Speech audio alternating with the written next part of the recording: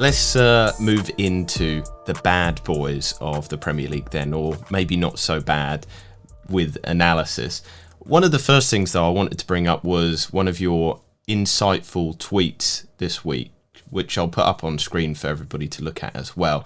You've identified that there are quite a few teams allowing more than 16 shots per game. In fact, there's 7 so far this season.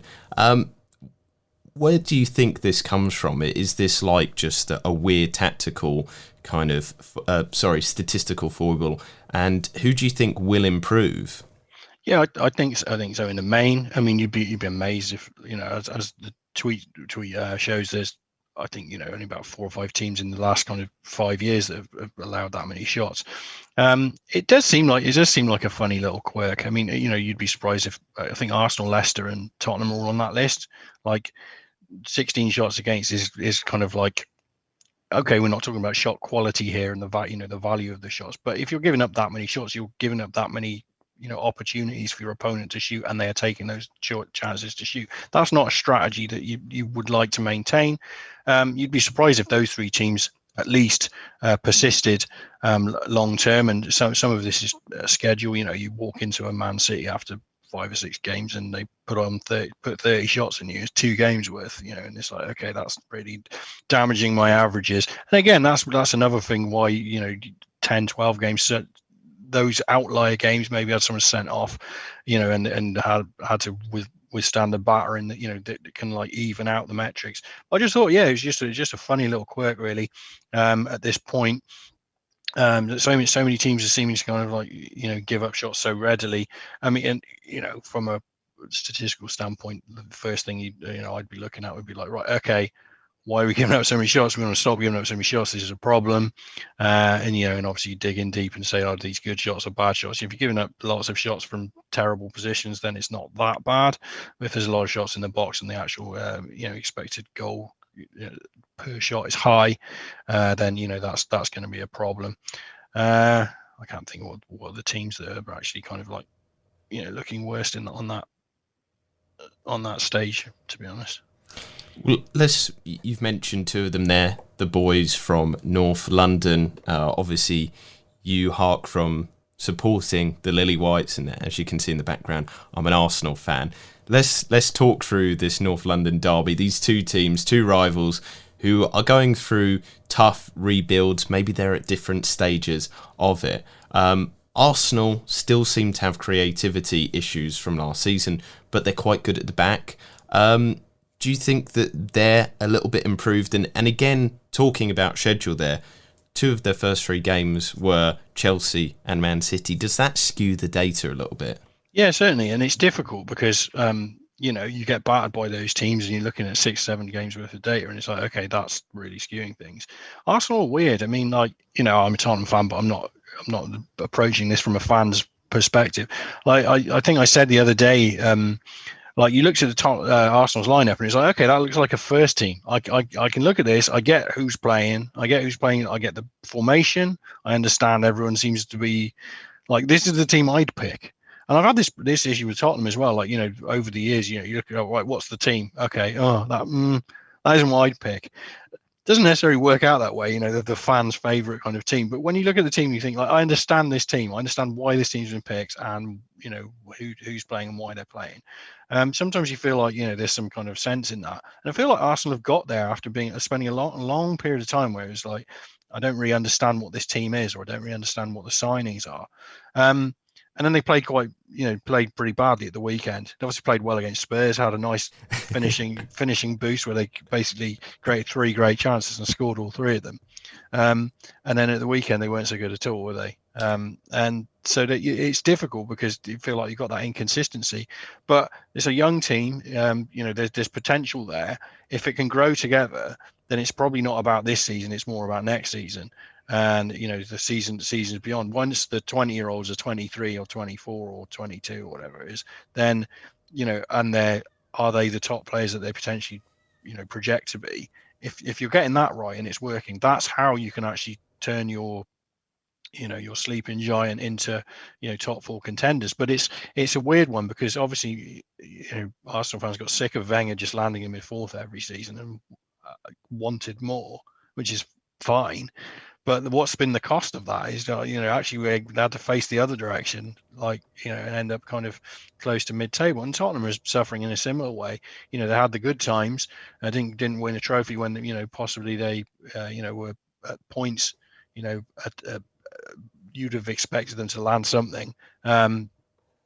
And are now kind of like having to rebuild on the fly a little bit, and they're potentially at an earlier stage that even Arsenal are, because I think Arsenal are at a stage where they've made some of their decisions, like moving out Ozil when they did, and just kind of like moving on from the team that was. That's what I mean about the lineup that you saw at the weekend. There aren't many players out there at the weekend you think like, oh, these aren't Arsenal's future. Aubameyang isn't, but he's, you can accept you can carry one or two crafty veterans. It's when you've got 4 or 5 of them all pulling in 200 grand a week and sitting on the bench. It's like, right, that isn't good. That hasn't worked for us. What are we doing? And so, obviously Tottenham are in a slightly different spot with Kane potentially, and his future still being semi-undecided. And you feel like until they get beyond him, if he does end up leaving, then you're still in a kind of transition period. But yeah, it's interesting because these are top 6 mainstays, both these teams, for the last decade or more, really. More often than not, they've been there, and you don't feel that right now. So they've both built new stadiums. They've both got this kind of fan base. They've both got the expectation to not just be 5th and 6th, but more than that. And both are way off it. And come back to metrics. The metrics don't look great so far. Early days for Nuno at Tottenham. Arteta has been given a lot of rope, so to speak, so far. And it feels like they're committed to him, but he probably does need to show improvement this season. He can't have another season where you finish in mid-table and your metrics aren't so good, when he's been supported and been able to kind of like craft the team so much. It's a difficult one. We saw Chelsea. Lampard wasn't the right manager for them. Despite his legendary status, they brought Tuchel in and had instant success. It was like, okay, right, I can organise this team, and maybe sometimes you do need to shake things up. But yeah, they're interesting cases, both teams, Arsenal and Tottenham, going forward, as to see where they end up. I love the phrase "crafty veteran." I'll definitely add that to my lexicon. It's just a really good phrase, kind of describing some of them who may or may not be kind of having a cheeky living off some of the clubs. Quick question then on Arsenal versus Tottenham, and you and I both put our rivalries aside to approach this as objectively as possible. But who do you think will come out on top this year? Is it going to be Arsenal for the first time in 5 years on top of Tottenham, or will it be Tottenham still kind of carrying the flag of the best team in North London? That's a really hard question to answer. You can see that. I feel like Arsenal are further along in somewhat of a rebuild, but I feel like Tottenham still have probably better residual quality in their attack. It's really hard to say that. I mean, like, if you pin me down, this is like arguing between who's going to finish 7th and who's going to finish 8th, rather than 5th and 6th or challenge for 4th. So it's, I really wouldn't like to say it at this point.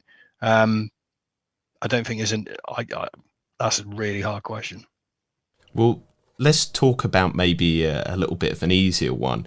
I just think from some of the data, it's fascinating that Arsenal are the least aggressive side in the league. Now, this is, almost, is it a Statsbomb exclusive bit of data there, or is it one of the... Yeah, and I quite like it. It's quite a good metric, actually. It's basically the percentage of opponent ball receipts that are pressed within, I think, 2 seconds. And it comes out really, really nicely. It's really useful kind of an indicator to say, who's pressing and who's doing what, amongst a suite of other things that you can look at. But like consistently, you find like leads. It was funny. It felt like pandemic football. There was a drop off And it's like, okay, that's interesting. Oh, but Leeds are still pressing, Yeah, like crazy. So, like, that still persists. But yeah, definitely Arsenal. Yeah, Arsenal. I noticed that myself. Like, yeah, they're kind of like the least pressy team via this metric in the league right now. And yeah, that's an interesting point as well, because I'm not suggesting there's only one way to play football, but you feel like you're leaving a little bit on the table there. Obviously pressing is a team thing and not purely an individual action. But yeah, if you're pressing the least in the league, then it potentially feels like there's a little more you can do there. Certainly high up the pitch. Maybe enact some turnovers and stuff. And Arsenal have got some pretty zippy forward. So if they are actively being told not to press, certainly high up the pitch, then you'd ask why. So yeah, that's. But then that's another thing that you say, like, okay, is there room for improvement in this side? And it's like, right, okay, they're not particularly active. They could be. I mean, could this be a similar situation to maybe Wolves last season managing pandemic football? I think Nuno Espirito Santo kind of said that he was deliberately managing the team and not playing as aggressively as before. Could that be a way for Arsenal to kind of see themselves through the season? Well, again, yeah, we're talking about fitness, fitness and peaking and all these kind of things before, and it's definitely a relevant factor. If metrics are reflecting expectation, like I think something that's been mentioned a couple of times this season in relation to Tottenham is that they're covering less distance than any other team in the league. Now, well, that is partially a choice. I know, people have studied this, and when you find, if your team runs hard, then it kind of like drags the opponent up as well. And so in and of itself, just like listing these, any metric really, and saying, oh, most is best and least is worst, is an oversimplification. So there's definitely aspects around this that you think, like, okay, are they managing, especially teams that play in Europe as well, are they managing kind of workloads, and are they looking to kind of like build as they get further into the season? Again, it probably counts more that you're running and running effectively, and not just more. Are you running it in the right places, or are you just running around? I mean, what's the focus here? And it probably matters more if you're doing that in, say, April, May, than if you're doing something in October. Don't leave points on the table, in October, because you're just winding things up. But at the same time, it's easy to kind of like get lost in the meta game of the metrics and things, and see it as just, okay, good versus bad. And it's like, no, you've got to remember the human aspects and the physical realities of being a Premier League footballer. Aren't just numbers on a table. Leicester are the next team that I want to bring up. They, for me, you might disagree, you might have a more nuanced insight, but I feel like they've been in a bad position for a while now. The FA Cup may have papered over some of the problems. I mean, what is going wrong with them? Yeah, it's difficult, isn't it? Because it's hard to critique what they've done in the last couple of seasons. I think their metrics were slightly lesser last season than they were the year before, and they haven't started off particularly strongly this season. I'm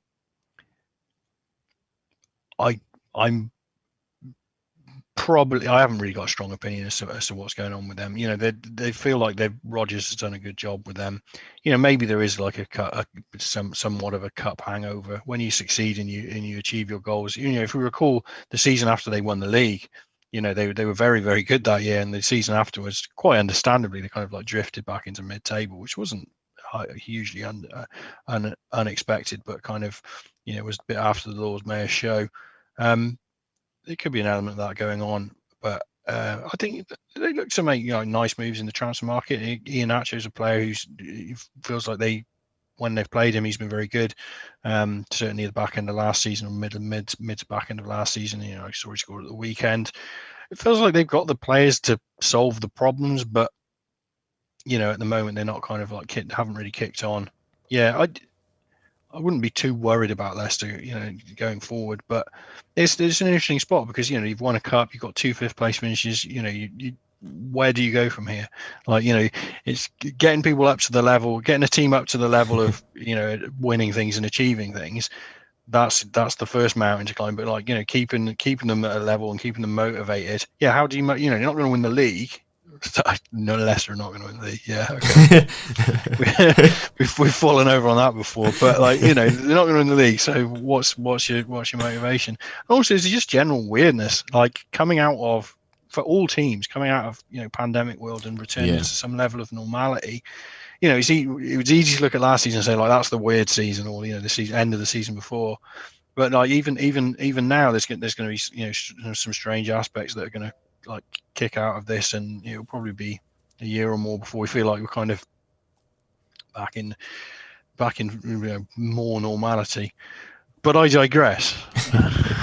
I mean, the interesting thing for me, the last point on Leicester is Vardy's still good, and I think, you know, towards the end of last season, there was an obvious kind of downturn in output, but the, you know, pre-season discussions that Rodgers had with people was he was carrying an injury, and that kind of explains that he's had time. Probably not playing for England really helped him, that he could just focus on resting and recovering. I think he's still good. He can still lead that line, and he is looking good. We've mentioned Wolves a little bit earlier. We said solid underlying data, but they aren't matching it. Does this mean that they're a good side that are just unlucky, or are they a bad side that have just good data? Yeah, most times I would, again, like small amount of time. Manager only had 7 games, but he's put up reasonably good metrics. Like I'd be generally content with that if I was a Wolves fan, or you know, Wolves board even. It's a moving target. You know, let's see what the next 7 games look like. You know, if they regress a little bit and they kind of drift into the pack and they're still not getting results, then you think, okay, maybe that was a small bit of a false dawn. But there's not much the manager can have done more in regards to like preparing his team and getting them out on the pitch. And how can you perform for me? Again, goals are a noisy metric. It's easy to think like, oh yeah, but you know, end of the day, 3 points, you know, this is what matters. Yeah, of course it does. But you know, if short spells of like 5, 6, 7 games, you know, things unexpected things can happen. So yeah, it's a case to review really. I mean, you know, if you end up, if it's Christmas and Wolves you know, skirting relegation, then that manager is going to be under threat, and that's just the way football is. But if they kind of, you know, continue in the way that they've played and start picking up points, you know, more readily, then you know, you'll probably see them kind of mid-table and think like, okay, there's nothing wrong with this. This is fine. They always kind of survived on a bit of a small squad, didn't they, under Nuno, and that was always a bit of concern. So, but they, you know, they had their injuries last year. They had, you know, real problems in that regard, and you know, got by. Just it wasn't as good as the previous seasons, but they got by. They weren't threatened. But yeah, I guess that kind of that argument kind of persists as well. It's easy to look at, you know, the Premier League and think, okay, that's a good team. That's a good team. Right, the top 3 are great. Man United pretty good. There's a load of other teams that are, you know, got loads of talent. You get down to kind of like 12th or 13th. It's like, right, I'm still listing pretty good teams here. Like, who is going to fight for a, you know, for a relegation? You know, the 5 or 6, you know, familiar ones that you always expect are going to be down there probably, and then maybe 1 or 2 will drift and have a bad year. But it's a pretty deep league, and I think it gets deeper, you know, every year. Good teams coming up from the Championship and being replacing teams that are kind of, you know, not at the best. So yeah, you know, even like 12th or 13th for a team, you know, for a mid-table team out landing 12th, 13th, 14th, they might feel disappointed. But if they actually kind of like take stock of the whole league, it's probably fine. And you know, as long as you're in that spot and not below it, don't worry about it. Now, I've categorised Manchester United in the bad teams. I don't know if I have miscategorised them, and this is why I'm asking you. Erratic performances, strange data. Should we expect improvements from them, or are they maybe being a little bit mismanaged? Yeah, I mean, I wouldn't put them in the bad category, but it's everything is, you know, I think my word was erratic. I think that you can pin that on me. I said erratic, but it's about talent. You know, you look at the talent. They've got so many good players, and yet it feels like they're not the sum of those parts. The Ronaldo signing is both weird and understandable. Like, here's one of the world's greatest finishers, if not the greatest finisher of all time, one of them. Would you like him to play for your team? Sure, why not? That's great. But how do you fit that in around, that kind of like really young and talented core of attackers that are going to kind of have to kind of put it in a shift, because Ronaldo isn't going to be putting it in a shift right now. And then, the metrics and the results are a little bit erratic. They're 2-3 steps behind the top three, so to speak. And you feel like they're nailed on as fourth. I read a tweet, I think a guy called Nick Goff who tweets, he said it was more likely that Man United finished fourth than Norwich finished last. And it's like, I can take that as a point of view.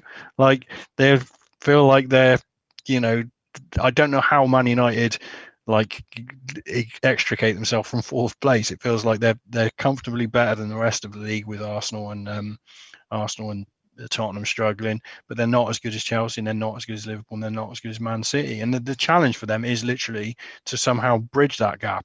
And their signings on paper look pretty good. Like, Rafael Varane, this is a top-class centre-back. Jadon Sancho. Why wouldn't you sign Jadon Sancho? But getting the most out of these players, I ain't going to talk about no mismanagement. Those are your words. Getting the most out of those players is the challenge. And, they've seemingly committed to Solskjaer and, that unit. And, the narratives around Man United are extensive and, kind of repetitive. Like, you read what the fan base has got to say, and they would like a little bit more kind of organisation around how the team plays. I've watched them twice in the last week, and it ends up being a slugfest. It's balls going both ways. Just both teams kind of swinging punches, and sometimes it works out, and last minute winner from Ronaldo. Sometimes it doesn't. You just feel like you'd want more out of that squad than they seem to be able to get so far. But you're very certain that they will probably be the fourth best team this season. Can they replicate the second most goals that they scored last season though in the league, or can they get third? Or yeah, I mean that's the thing. I would say it's more about whether, say, Liverpool or Chelsea hit a wall and and underachieve to allow Man United to get a second or third place. They're not going to win the league. That would I'd be astounded if a year from now you drag me back on and wearing my dunce's hat when they're like, yeah, Man United won the league. That would just be insane. That's not going to happen. I said Leicester wouldn't win the league a lot, many times back in the day. Anyway, it doesn't matter. Yeah. But this is the thing. It's when they get the breaks and when things go right, like the Mourinho 17-18 season when they finished second. It was like, okay, are they the second best team in the league? No. Is this therefore a slightly false dawn? Well, yeah, it is, and so it proved. And that's the thing I think with Man United is to kind of like hold on to the idea that it's like, right, what is their limit right now? You look at Chelsea and you look at Liverpool and you look at Man City, and you can say, right, their best outcome this season is a league title or a Champions League or even both. Like, what is Man United's best outcome this season? It's probably second or third. Is that enough for Man United? If biggest club in the land, historically wildly successful, it probably isn't. But if you're teeing it up to the next season because of the good decisions you've made this season and the good football you played this season, so next season, you will contend because you're becoming a good team. Then that's defendable. You can say, okay, it's fine. We're progressing. We're building towards something. But it's a case that I think with Man United that you feel like seasons are repeating themselves a little bit, and actually expecting more than a kind of like a solid kind of like top four finish is probably out of their reach for now. But certainly that should be their ambition for 2 years, 3 years. And if they're not, then things need to change. Yeah. So that is the end of part 2 of our 3-part special with James Yorke from Statsbomb. So make sure to stay subscribed to the channel because we do have part 3, a very special episode dedicated to set pieces coming out very soon. But for now, I'm going to wish you the best of luck with your wildcards or whatever tinkering you're doing with your teams, or if you're just here to enjoy a bit of analysis on the Premier League. We've got so much good content here on the channel, you're not going to want to miss it. Please do leave a like below as well, and a comment. Get involved. Do you agree? Do you disagree? Did you find any of that data fascinating? But for now, I'm going to say goodbye.